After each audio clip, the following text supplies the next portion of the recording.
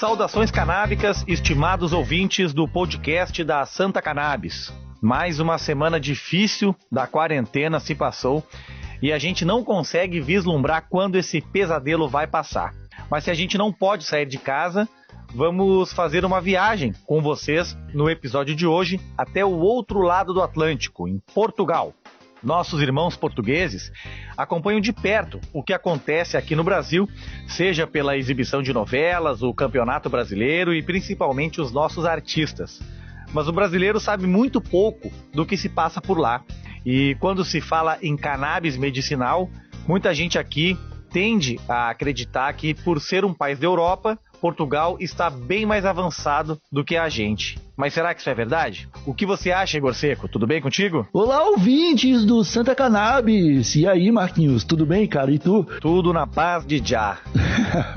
Olha, já faz um ano que eu moro em Portugal e quando falamos sobre o recreativo, eu posso te afirmar que as coisas aqui estão muito mais avançadas, viu? Mas quando o assunto é usar a planta como medicamento, eu já não tenho tanta certeza. Acho difícil que o Brasil esteja na frente de outro país em qualquer aspecto que seja, e mais difícil ainda que seja justamente num tema tão sensível como esse, viu? Eu espero que hoje a gente tenha aqui um esclarecimento maior sobre esse assunto. Não é segredo para ninguém que o Brasil está muito atrasado quando a gente fala do uso de cannabis para qualquer tipo, seja o uso medicinal, o uso social, recreativo. Quando comparamos com os países desenvolvidos, como Canadá e Estados Unidos, o cenário fica ainda pior, é como se estivéssemos presos no passado.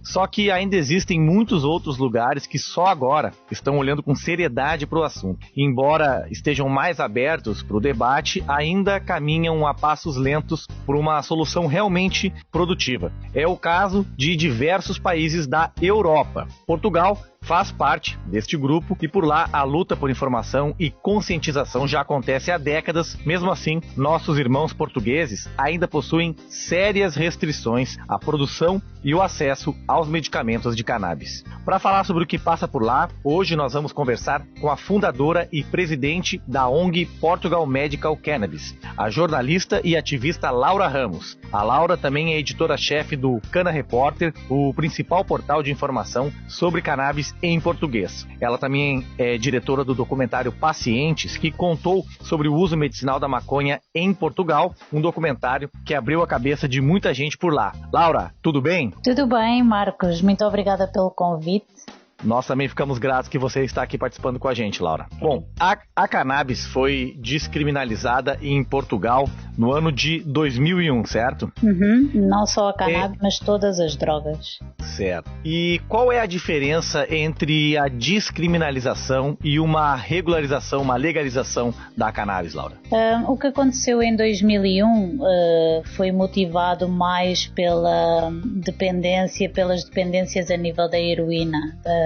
As pessoas que consumiam heroína estavam gravemente doentes e havia muitas mortes associadas a esse consumo, e na altura o governo decidiu descriminalizar o uso dessas drogas para que pudesse haver uma assistência mais cuidada a esse tipo de consumidores, no fundo. A cannabis veio um bocadinho por arrasto nessa altura, foi descriminalizado o consumo, mas não quer dizer que tenha sido legalizado. Continua a ser ilegal, mas as pessoas não podem ir presas só por consumir, seja heroína, cocaína, cannabis, o que seja. No entanto, isso tornou-se um bocadinho um paradoxo, porque os heroinómanos, por exemplo, começaram a ser considerados doentes, pessoas doentes, e começou a haver equipas que levavam metadona, substitutos da heroína, e davam alguma assistência, seringas, etc. As pessoas que consomem cannabis ao longo destes anos acabaram por ser vistas pela sociedade um bocadinho como os drogados, não é? Por isso é que eu digo que é um paradoxo, porque de facto houve uma enorme compreensão e uma aceitação da toxicodependência em Portugal, com a descriminalização em 2001, mas a cannabis continua a ser muito mal vista ainda na sociedade em geral. Em 2001, você já fazia parte do movimento pró-cannabis em Portugal? O que te fez querer entrar nessa luta? Não, em 2001 eu sempre fui pró-cannabis, né? Mas em 2001 não estava ainda envolvida em nenhuma ação ou em nenhum movimento de legalização da cannabis. Não se falava muito nisso ainda na altura, se bem que desde sempre, desde que eu me lembro de andar, por exemplo, no liceu, quando tinha 16, 17 anos, deve ter sido nessa altura o meu primeiro contacto com cannabis. E não é assim uma coisa que também seja vista com muita gravidade, ou seja, as pessoas, se estiverem a consumir cannabis na rua em Portugal, não vão presas, tal como eu já disse. Mas não havia um debate aberto na sociedade sobre isso. As pessoas sabiam que era ilegal, que não se podia ou não se devia consumir, mas também toda a gente sabia que se consumisse não acontecia nada, não acontecia grande coisa. O máximo que podia acontecer, que é o mesmo que ainda hoje pode acontecer, uma pessoa se estiver a consumir cannabis na rua, pode ser referenciada para uma comissão de dissuasão do consumo e das dependências e pagar uma multa. Isso é o máximo que acontece. Isto para dizer que em 2001 eu ainda não estava envolvida nesta luta, não é? Porque não sentia essa necessidade. Eu também não sabia ainda do potencial medicinal da cannabis. Para mim, na altura, a cannabis era uma droga, era o que me tinham contado, não é? E era algo que as pessoas e que muitos amigos meus consumiam de vez em quando, sem grandes problemas. Portanto, nessa altura não me debruçava muito sobre este tema. Eu comecei a despertar mais para a cannabis quando descobri o potencial medicinal, e isso deve ter sido por volta de 2007, 2008, quando comecei a ouvir falar no Rick Simpson e no método que ele utilizou para extrair os óleos da cannabis, e comecei a ouvir relatos de pessoas que diziam que tinham tratado cancros. E nessa altura fundei um jornal em conjunto com outras pessoas cá em Portugal que se chamava A Folha, e era distribuído nas grow shops, nas lojas que vendem materiais para cultivo. E esse jornal era um jornal sobre cultura canábica, só para adultos, obviamente, e era distribuído gratuitamente e tinha informação generalista sobre cannabis, mas foi nessa altura que nós começámos já a entrevistar algumas pessoas e a escrever alguns artigos sobre as propriedades medicinais da cannabis. O meu ativismo mesmo a sério começou depois de ler um livro que eu encontrei na redação de uma revista onde eu trabalhava lá por volta de 2008, 2009, que se chamava Marijuana, Medicina Proibida. É um livro do Dr. Lester Greenspoon, em que ele relatava vários casos de pacientes que se tinham tratado com cannabis, e eu achei aquilo absolutamente revelador e extraordinário, porque os potenciais medicinais da cannabis não eram conhecidos em Portugal, e esse livro estar traduzido para português foi incrível, e então a partir daí comecei a estudar mais e comecei a comprar livros sobre a cannabis medicinal, mas foi só em 2017 que me juntei com outras pessoas na altura da Canativa, a Associação de Estudos sobre Cannabis aqui de Portugal, e começámos a trabalhar juntos para difundir mais informação sobre cannabis, essencialmente a cannabis medicinal, e depois tudo o resto é uma longa história destes últimos 3 anos. Excelente. Laura, em março tu participou junto com o deputado Moisés Ferreira de um evento junto com à frente de esquerda de Lisboa, com o deputado uruguaio Júlio Calzadas, que foi o autor da primeira lei de cannabis no mundo, do Uruguai, e o Moisés Ferreira foi ouvir esse deputado para o projeto de lei que ele está escrevendo, né? É um projeto de lei que prevê o cultivo de cannabis em solo português. Queria que tu me explicasse como que anda esse projeto, o que nós temos agora e o que nós podemos ter com esse projeto do deputado Moisés Ferreira. O Moisés é de facto um deputado muito ativista pela legalização da cannabis. Eu reuni também com ele várias vezes, na altura com a Canativa tivemos vários encontros com ele para falarmos sobre o que é que era importante estar na lei da cannabis medicinal e agora ele já tentou no ano passado propor na Assembleia da República a votação da cannabis para fins recreativos e chumbou essencialmente por causa do autocultivo. Não é uma ideia que seja muito bem aceite cá em Portugal, que as pessoas possam cultivar nas suas casas, e isso é que motivou depois o chumbo, não é? O facto de não ter passado essa lei no Parlamento. O Moisés vai tentar novamente este ano, tanto quanto eu sei, propor novamente a legalização da cannabis para fins recreativos com o autocultivo. Eu sou totalmente a favor do autocultivo, acho que é um direito fundamental, é um direito humano, acho que as pessoas podem e devem ter o direito de cultivar cannabis em casa se assim o entenderem. Acho que é benéfico para a grande maioria das pessoas, todas podem beneficiar muito de ter acesso imediato na sua horta ou na varanda da sua casa a uma planta de cannabis. Mas tenho dúvidas se o Parlamento aprovará uma lei nesse sentido, porque também já entrevistei outros deputados de outros partidos, mais de direita, e sei que essa questão do autocultivo é muito fraturante.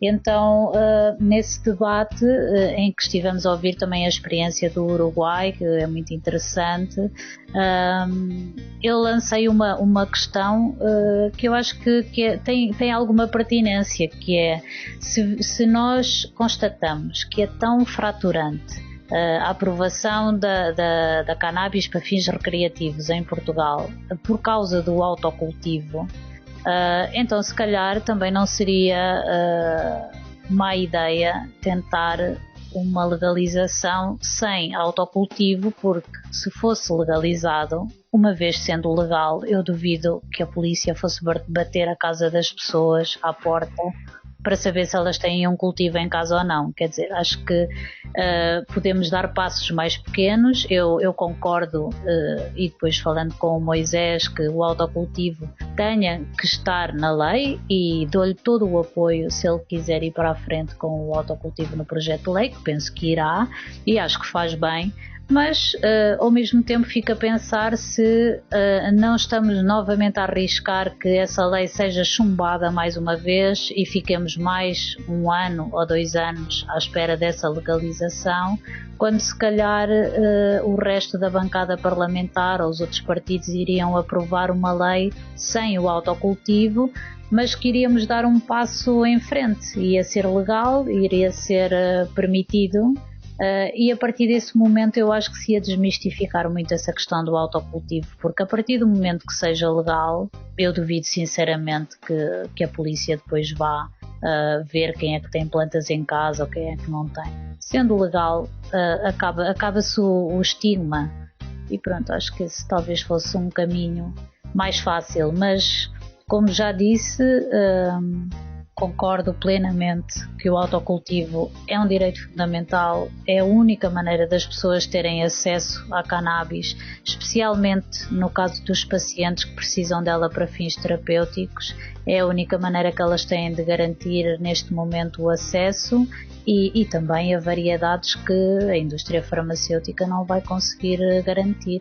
E é um custo acessível a toda a gente e que toda a gente possa pagar, porque a cannabis medicinal, tal como é hoje em dia aqui na Europa, não é acessível às pessoas. As pessoas não vão ter dinheiro para pagar 300 ou 400 euros por um frasquinho de cannabis.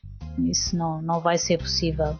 Como é que tu acredita que Portugal esteja na política de cannabis com relação aos outros países europeus? Bom, em relação a alguns está mais avançado. Se falarmos da França, por exemplo, que ainda nem sequer autorizou a cannabis para fins medicinais, em relação a outros como a Alemanha ou a Itália está bastante mais atrasado, porque apesar de já ter sido aprovada a lei em 2018, já foi há 2 anos, continuamos sem ter medicamentos disponíveis nas farmácias. O único medicamento que existe neste momento em Portugal disponível é o Sativex, tem um custo enorme para a maioria das pessoas, não é acessível, custa 500 euros, com uma comparticipação do Estado fica em 330 euros e é um medicamento que só está indicado na esclerose múltipla, ou seja, todos os outros pacientes que tenham outras patologias não conseguem usufruir desse medicamento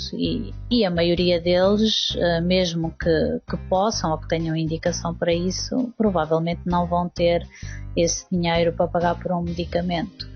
Por isso eu acho que Portugal está muito atrasado ainda, porque nós já temos uma boa quantidade de empresas de cannabis que se instalaram cá em Portugal para cultivar e para produzir cannabis cá, mas estão a exportar para outros países, não estão a vender ainda produtos nenhuns em Portugal.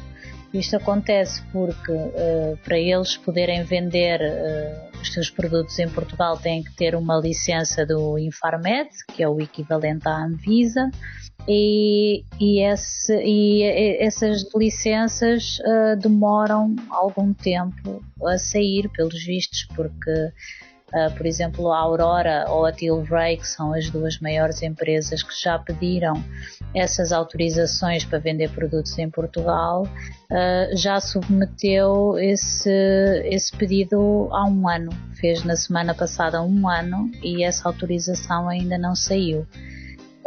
Isto faz-me concluir que é um processo muito demorado, muito meticuloso, não é? Porque é a indústria farmacêutica a tentar tratar a cannabis como se fosse um outro medicamento qualquer. E eu acho que se calhar é preciso tratar a cannabis de uma maneira diferente. Estamos a falar de uma planta e não de um comprimido, né? E portanto se calhar as regras que se aplicam Sim. deviam ser ligeiramente diferentes, o que não está a acontecer, mas não somos nós que definimos as regras, né? E isso infelizmente está a afetar milhares de pacientes em Portugal que não têm acesso a não ser através do mercado negro.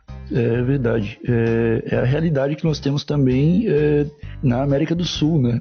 Você acompanha o que acontece nesses países também, lugares como o Brasil, consegue ver alguma semelhança na forma como esses estados trabalham em paralelo com Portugal? Sim, eu consigo ver, por exemplo, que o Brasil está muito mais à frente de Portugal, apesar de ainda não ter... Eu acho que sim, em termos das autorizações excepcionais que as mães conseguiram para importar o CBD ou para cultivar cannabis para filhos que têm epilepsia, as associações que existem no Brasil, a APEP, a Abraça, a Santa Cannabis, vejo muito mais ativismo no Brasil do que vejo em Portugal.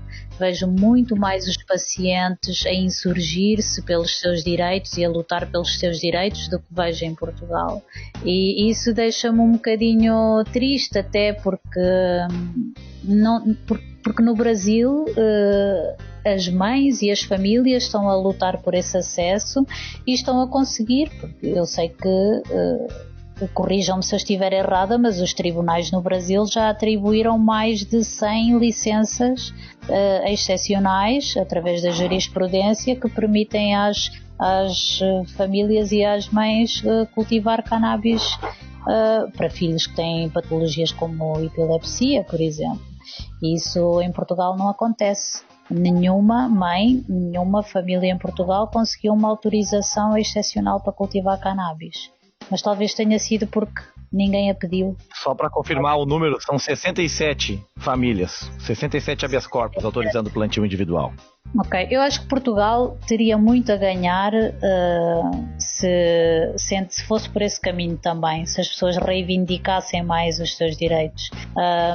Vejo alguma passividade até dos próprios pacientes, não é? Que não sei se há algum receio, algum medo ou de acharem que não têm direito, mas nós temos na Constituição da República Portuguesa, temos um artigo que garante o direito à saúde e as pessoas são livres de decidir sobre a sua própria saúde. Mas talvez as pessoas não estejam muito por dentro disso, não sei exatamente, também cada caso é um caso, não é? Mas gostaria de ver mais pessoas aqui a revoltarem-se contra o facto de não terem acesso. Eu acho que se calhar também outro motivo para as pessoas não se revoltarem muito é que elas conseguem acabam por conseguir comprar os produtos através da internet. Talvez seja isso, não sei. Não sou paciente e não tenho essa experiência, mas pelo que eu vejo, talvez seja isso. As pessoas acabam por conseguir comprar na internet, em sites, e por receber nas suas casas. E há associações, por exemplo, como o Observatório Português de Cannabis Medicinal, que tem tentado intervir e interceder junto do Infarmed, mas não tem conseguido grandes resultados, pelo menos no que respeita ao acesso, porque continua tudo na mesma. Entendo. Voltando agora apenas para Portugal, nós sabemos que, né, é um país que possui comprovadamente uma relação de longa data com a cannabis. O tecido de cânhamo ele estava presente até nos primeiros navios que atracaram no Brasil lá em 1500. Você acha que por esse motivo pode haver alguma espécie de identificação cultural maior sobre o assunto dentro da sociedade portuguesa? Ou você acha que não? Eu acho que a grande maioria das pessoas desconhece até que o cânhamo era utilizado para fins industriais, para fibras, para roupas, papel, as cordas dos navios dos descobrimentos eram feitas com cânhamo. Eu acho que existe muita ignorância em relação a esse facto, até porque não se fala muito sobre isso, não é?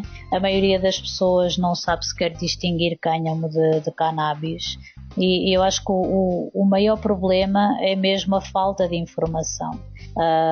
E acho que as pessoas, na sua generalidade, não sabem. É um tema que não é muito falado, não é falado na comunicação social, também não vem nos livros, e há muito pouca gente que se dedicou a estudar a história do cânhamo em Portugal, que é uma história muito, muito importante, e nós tínhamos uma cultura do cânhamo muito até enraizada em Portugal, há centenas e centenas de anos, mas ninguém sabe disso. Então acho que isso também não pode mudar alguma coisa na mentalidade das pessoas, mas é preciso que as pessoas tenham essa informação. E há pessoas que estão a fazer até esse trabalho. O João Carvalho, que é o organizador da Feira Internacional do Cânhamo no Porto, tem feito um trabalho muito meritório de recolha nas bibliotecas sobre a cultura do cânhamo em Portugal, e eu espero que ele publique esse trabalho em breve e que as pessoas lhe deem atenção, porque o cânhamo já foi uma cultura importantíssima em Portugal, mas é totalmente desconhecida na atualidade. Laura, Portugal tem hoje cerca de 10 milhões de habitantes, só que a maior parte da população é acima dos 40 anos, né? Na tua opinião, como uma profissional da comunicação, isso prejudica o trabalho de quem tenta trazer informação sobre a cannabis? Tu acha que as pessoas mais velhas têm mais resistência ou esse é um problema que já foi esperado? Eu acho que depende muito da maneira como as pessoas têm acesso à informação. Posso dizer, por exemplo, que a minha mãe tinha algum preconceito em relação à cannabis, ou o meu pai. São pessoas mais velhas, ouviram sempre aquela história que a cannabis é uma droga, e as pessoas mais velhas, obviamente, vão ter sempre se calhar um bocadinho mais de resistência a este tipo de discurso, não é? Sobre a cannabis, mas basta divulgarem-se, por exemplo, os resultados de pessoas que sofrem de dor crónica ou que sofrem ou que tinham cancro e que melhoraram bastante em relação à cannabis, desde que lhes seja uma situação próxima, eu acho que as pessoas mudam a mentalidade facilmente. Basta terem contacto ou verem em alguém próximo que afinal é uma planta que também traz benefícios, e a partir daí acho que não é muito difícil desconstruir o discurso. De qualquer maneira, há pessoas muito resistentes a isso, inclusive profissionais de saúde, médicos que se recusam a reconhecer que a cannabis tem potencial terapêutico, apesar do Infarmed já ter aprovado 7 patologias em que a cannabis pode ser aplicada cá em Portugal, e 2 delas são claramente na área oncológica, né, na área do cancro, mas num debate que foi organizado pelo Instituto Português de Oncologia de Lisboa, a maioria dos médicos manifestou-se absolutamente contra prescrever cannabis nessas situações, o que é realmente triste, porque nós temos conhecimento de pacientes oncológicos, tanto em Lisboa como no Porto, que querem utilizar a cannabis até para reduzir os efeitos secundários da quimioterapia e não têm qualquer apoio dos médicos. E isso é muito triste, é por isso que nós também temos feito este trabalho e temos tentado divulgar mais informação e mais formação para que os médicos também possam saber que a cannabis é uma alternativa e que pode ser prescrita e deve ser, porque muitas pessoas podem de facto melhorar com ela. Laura, na sua opinião, existe algum argumento imbatível quando falamos de cannabis? Como você acha que é a maneira mais fácil de falar sobre os benefícios da planta para aquelas pessoas que não querem ouvir? Não há maneiras fáceis, né? As pessoas que não querem ouvir não vão ouvir. Eu não sou o tipo de pessoa que vai estar a convencer uma pessoa que não quer ser convencida. Há um ditado que diz que não se pode que não podemos tentar acordar uma pessoa que finge que está a dormir. Eu acho que é um bocadinho por aí, né? Quem não quiser ouvir não vai ouvir, e acho que também não temos o direito de estar a bombardeá-las com informação se elas não querem saber, essas pessoas vão existir sempre. Vamos ter sempre pessoas que não querem nem ouvir falar de cannabis, estão no direito delas, não as recrimino. Mas acho que uma pessoa que manifestasse talvez um bocadinho de abertura, talvez falasse no caso de crianças ou de bebés com epilepsias graves que passam de ter 80 convulsões para ter 3 ou 4 ou nenhuma, ou crianças autistas que eram não verbais até aos 11 anos e com a cannabis começaram a falar, ou pessoas com dor crónica que não conseguiam sair da cama e que conseguiram voltar a ter uma vida normal. Eu acho que será sempre por aí, não é? Pelos casos de proximidade das pessoas que conseguiram melhorar muito a sua qualidade de vida graças à cannabis, e que se não fosse a cannabis provavelmente muitas delas já nem estariam aqui. Laura, quais são as organizações aí de Portugal que trabalham para promover o conhecimento da cannabis, e poderia falar para a gente também um pouco mais sobre a PTMC e qual é o teu papel dentro da ONG?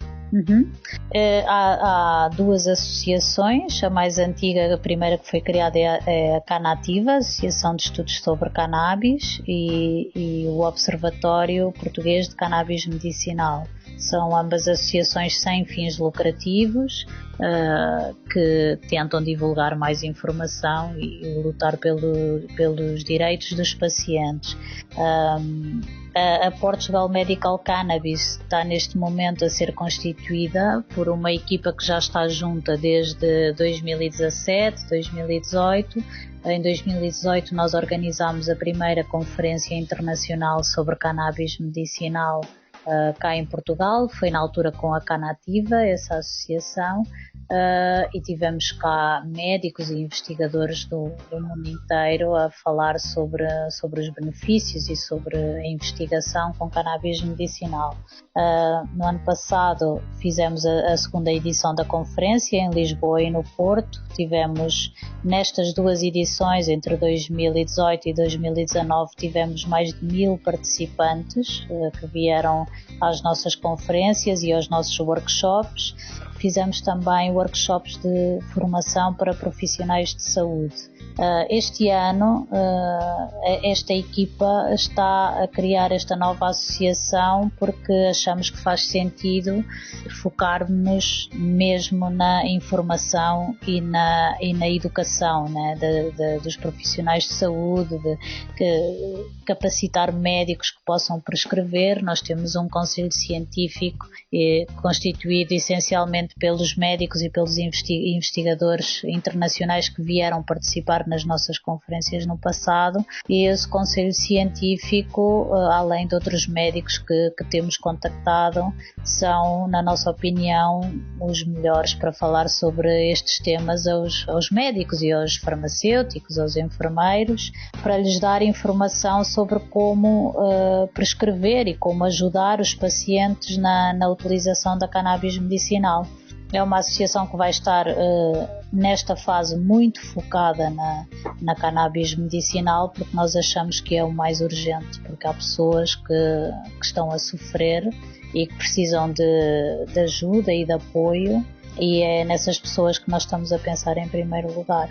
Uhum. No Brasil, nós temos a Santa Cannabis, né, que faz um trabalho social com pacientes que não têm condições de arcar com os custos do tratamento. Existem associações de pacientes que se assemelham em Portugal? A única associação de pacientes que existe em Portugal é o Observatório, que tenta dar apoio aos pacientes e dar-lhes alguma informação, mas de facto é muito difícil chegar às entidades. Eu sei que o Observatório já tentou falar com o Primeiro-Ministro, já tentou falar com o Infarmed, mas as soluções demoram muito tempo a chegar ou não chegam, porque até o momento não houve de facto grandes soluções. A Santa Cannabis, tanto quanto eu sei, já está a cultivar cannabis para alguns pacientes, mas foi porque entraram numa lógica de desobediência civil, e isso aqui em Portugal ainda não aconteceu. Infelizmente, porque eu acho que os pacientes neste momento em Portugal têm toda a legitimidade para fazer desobediência civil e começarem a cultivar a sua própria cannabis, porque só estão a conseguir recorrer ao mercado paralelo, né? Comprar através da internet, sem grande segurança, sem grande consistência, sem grande estabilidade, e eu acho que poderiam ter uma solução muito melhor se cultivassem em casa, mas o problema é que as pessoas têm medo, e tendo medo não conseguem avançar, vão ficando, vão aceitando. E só tenho conhecimento de uma paciente que escreveu uma carta à provedora de justiça pelo acesso à cannabis. Não tenho assim conhecimento de pessoas que se tenham insurgido contra o sistema, né? Que tenham dito, ok, se não há uma solução para mim, então eu vou procurar a minha solução. Entendo. Laura, a Santa Cannabis está começando um trabalho aí em Portugal. E como é que tu vê essa aproximação dos dois países, Portugal e Brasil, para desenvolver a cannabis medicinal? Eu acho ótimo, acho muito importante que se criem associações luso-brasileiras, até porque falamos a mesma língua, apesar de termos um sotaque diferente. Conseguimos entender-nos. Eu espero que toda a gente aí no Brasil me esteja a entender e me consiga entender, apesar deste sotaque perfeitamente um bocadinho estranho, não é? É. Mas acho ótimo juntarem-se esforços, aprendermos com as experiências uns dos outros. Eu estou muito interessada no conceito do habeas corpus. Acho que os pacientes cá em Portugal deviam recorrer mais a ele, deviam pedir mais esse direito e reivindicar mais esse direito, mas talvez também ainda não o tenham feito porque vão encontrando outras soluções, apesar de ser no mercado ilegal, vão correndo riscos. Mas penso que toda esta experiência de vermos o que é que se está a fazer melhor no Brasil, também provavelmente haverá outras coisas cá em Portugal que nós também estamos a fazer bem, e é no fundo juntar essas experiências e podermos ir mais longe. Acho que é muito interessante que possamos todos trabalhar juntos, porque o fim é comum, o objetivo é comum, é melhorar a saúde pública, é dar melhores condições de saúde às pessoas que mais precisam, e estamos juntos certamente nisso, sem sombra de dúvida. Excelente. No caso do Brasil também, encerrar com encarceramento em massa, né? Laura, teria algum assunto a mais que a gente não tratou nessa entrevista? Você acha que existe algum tópico que nós precisamos abordar ainda nessa oportunidade? Olha, assim, de repente, não estou a ver. Eu acho que já falei até demais, não? Nunca é demais. Nunca é demais. Não Exatamente. Sei, tentar perceber, a mim interessa-me perceber, por exemplo, como é que vocês, eu já sei mais ou menos porque falei bastante com o Pedro, com o presidente da Santa Cannabis, quando ele esteve cá em Portugal, e sei muitas das coisas que vocês fazem aí através dele. Talvez perceber como é que vocês conseguem, através desses pedidos de habeas corpus e da desobediência civil, ir mudando também o paradigma da cannabis medicinal no Brasil. Acho que isso é interessante. É interessante nós também pensarmos nesse modelo cá em Portugal. Vai ser desenvolvido logo em seguida, quando o time estiver formado em Portugal, vai estar... Esse processo vai estar sendo feito aí também. O Pedro está a organizar-se aqui, já disse que ele pode contar 100% com o nosso apoio, porque é de facto muito urgente. Nós estamos a acompanhar o caso neste momento de um rapaz de 17 anos, tem um cancro muito agressivo, um sarcoma muito agressivo, e ele está numa situação muito difícil porque fez muitas sessões de quimioterapia.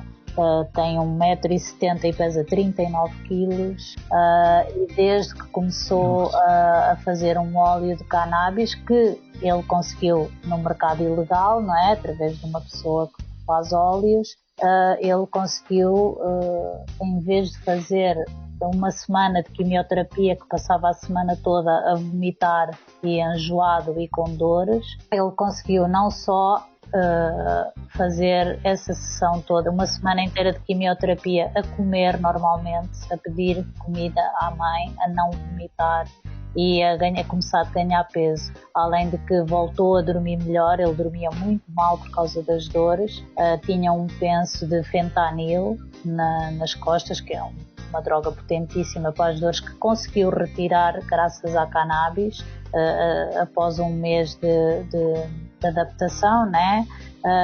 E está-se a dar lindamente com a cannabis, melhorou bastante das dores, dorme muito melhor e consegue comer, conseguiu voltar a ganhar peso, mas infelizmente ele não teve apoio nenhum dos médicos no hospital, e isso é que é triste, porque curiosamente, depois dos médicos verem que está a dar resultado, não é? E que ele está a ficar um bocadinho melhor, depois vêm fazer perguntas à mãe. Mas antes disso, ela foi completamente ostracizada pelos médicos, porque não devia fazer isso, não valia a pena. E isto é um caso muito grave, em que eles disseram à mãe para ela desistir porque o filho ia morrer. Isso vindo de pessoas sem conhecimento de causa, eu acho que é até aceitável.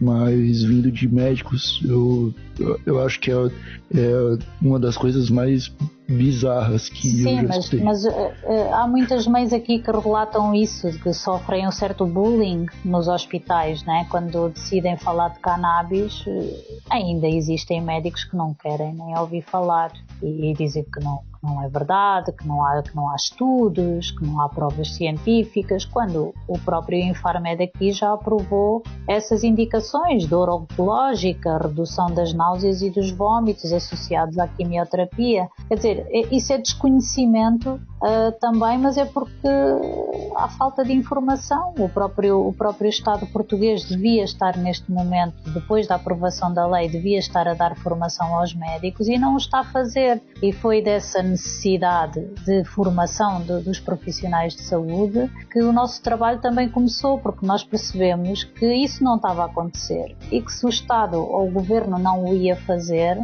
e nós tínhamos acesso aos melhores médicos mundiais e aos melhores investigadores e tínhamos facilidade em trazê-los cá a Portugal, então tínhamos que fazer alguma coisa e foi por isso que começámos a trabalhar, foi a trazê-los cá para fazer estas conferências. É um grão de areia na praia, né? Tipo, é uma coisinha muito pequenina, mas é o que nós conseguimos fazer e decidimos começar a fazer. Sim. Verdade, Laura. Por isso a importância, né, da desobediência civil, porque quando a lei está errada, a gente tem que fazer.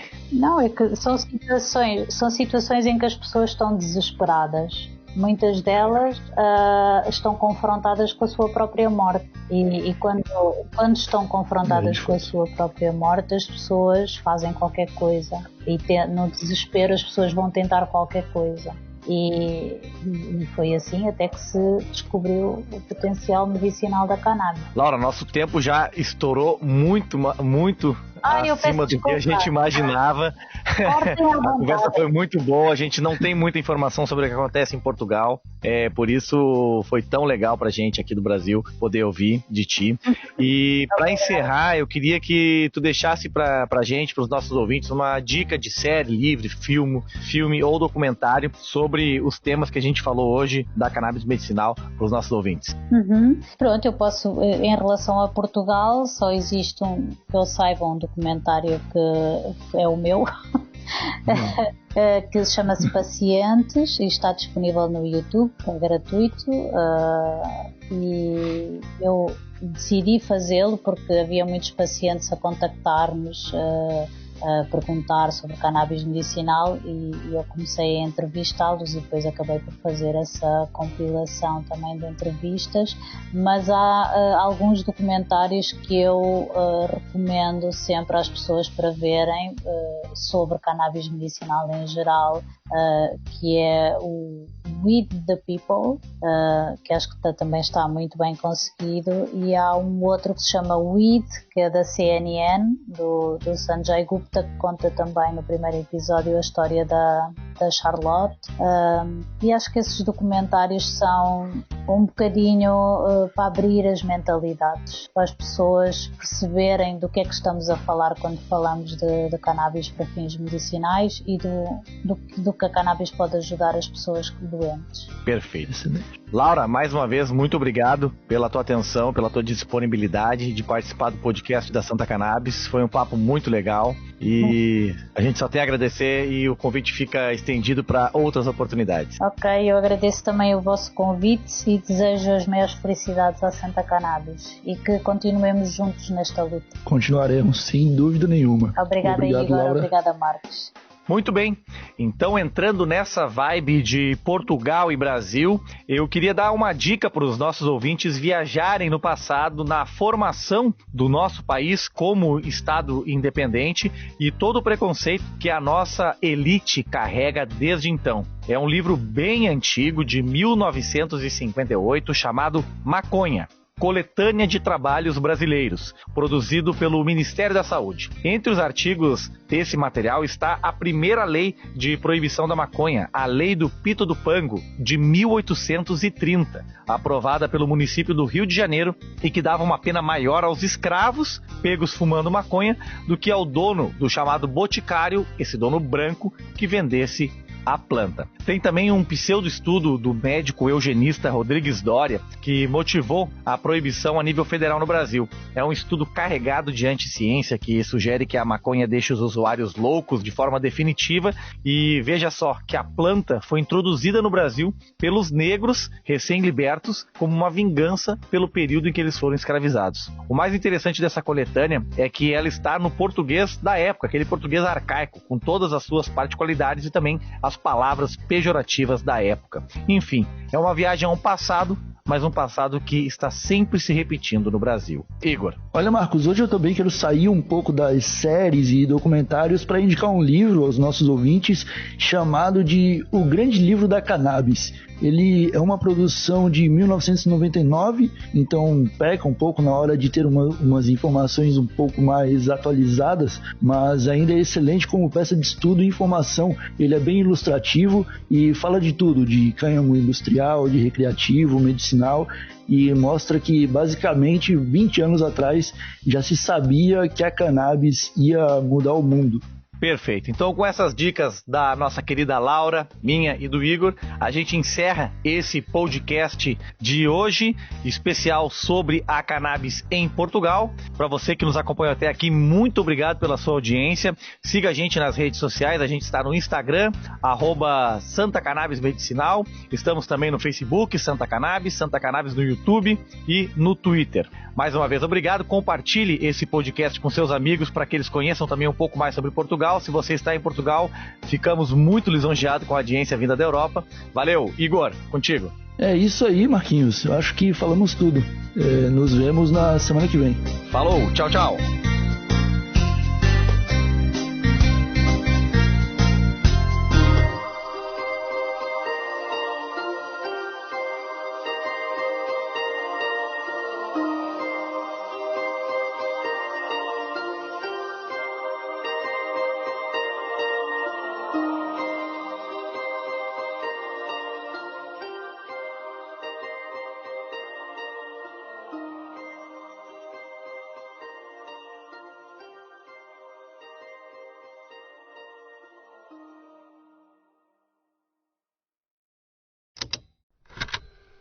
Estalo Podcasts.